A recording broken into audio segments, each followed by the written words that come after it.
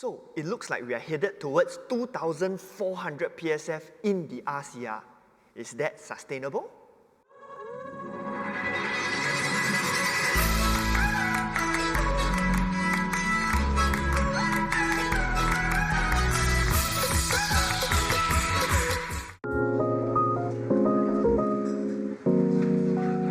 So what do I make of the results of the recent government land sales over at Dunman Road and Pine Grove Parcel A?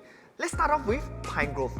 So like I mentioned, there is Parcel A and then there's Parcel B. So two parcels side by side. And we're going to expect Parcel B result to come out a bit later on.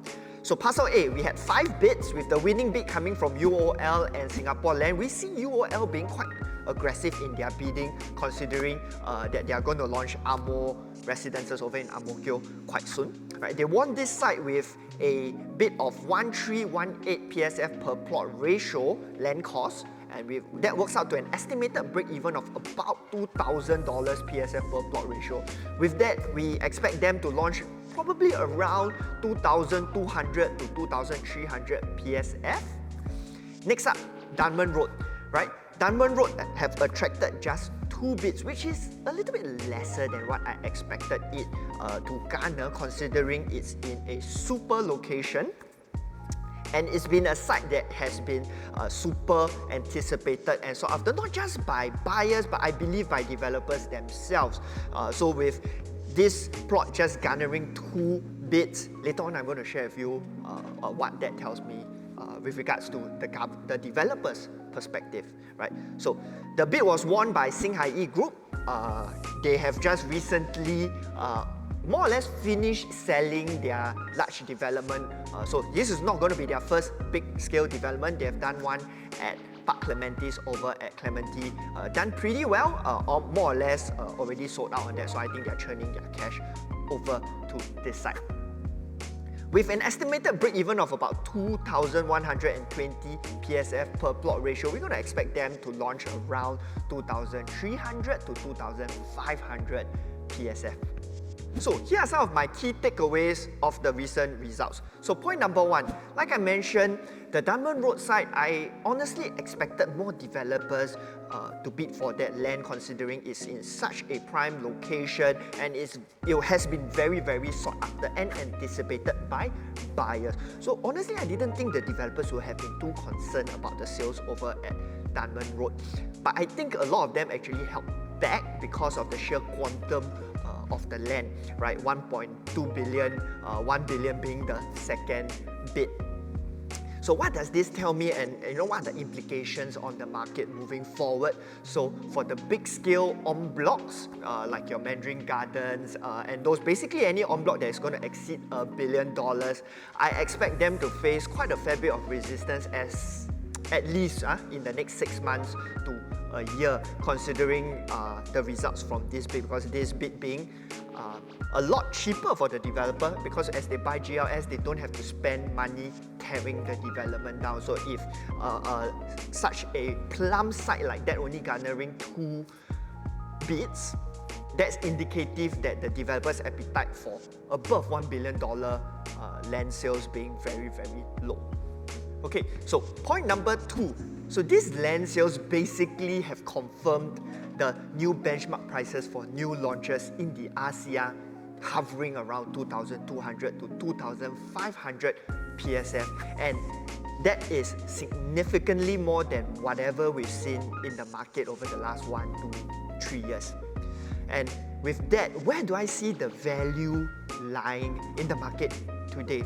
Of course, if you want to chase after the new launches and buy something absolutely brand new, you want to buy something on launch day, these 2 sites, I believe, still offer pretty decent value, and I'm going to touch on that point later on. But if you are somebody that wants to look at something with a little bit more value, meaning something probably underpriced, I would shift my attention, as a matter of fact, over to the CCR. Because if you see 2,200 to 2,500 PSF, if you pay attention to the CCR, we have some CCR developments now only hovering at 2,600, 2,700 PSF, and those are freehold at that. On to the next point, point number 3, the comparatively low number of bidders are indicative that the developers are still somewhat hesitant, somewhat cautious after the last round of cooling measures, and I believe cautious with regards to the overall macro perspective of the market in general. Increasing interest rates, increasing construction costs, and still trying to find a way to work around the recent round of cooling measures, because if you notice in the recent round of cooling measures, the ones that have to pay the highest costs are actually the developers.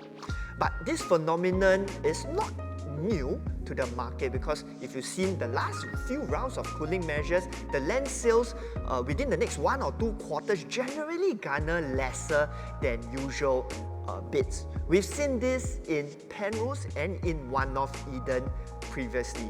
And for those of you who do follow the market, you know how well those developments did.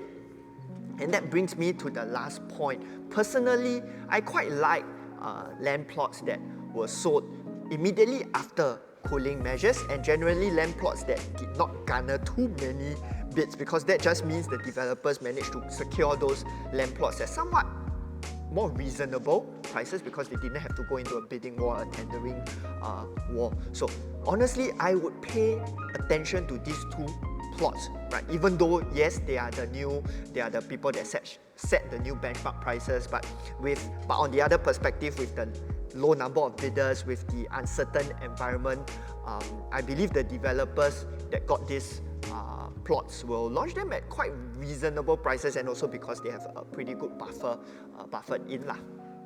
And on my last point, so we all know that the market is currently undergoing through a period of historical undersupply, and with the developers still holding back so much with regards to their bids and whatnot, I see the whole supply issue becoming even more pronounced moving forward.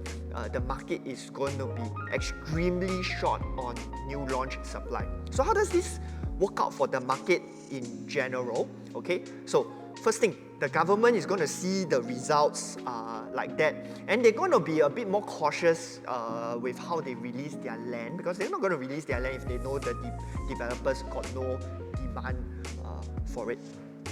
So we're going to see not so many new launches anymore. The demand I see will start flowing into, first of all, resale properties. Secondly, I'm going to notice also with the new benchmark prices being set, demand flowing also towards the CCR, which is probably the one area in Singapore that isn't yet undergoing such a severe undersupply.